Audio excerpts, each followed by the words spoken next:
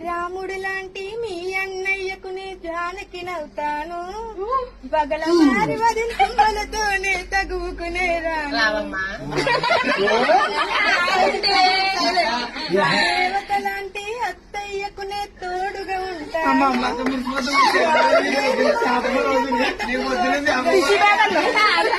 అందాల పెళ్లి ఆనందంగా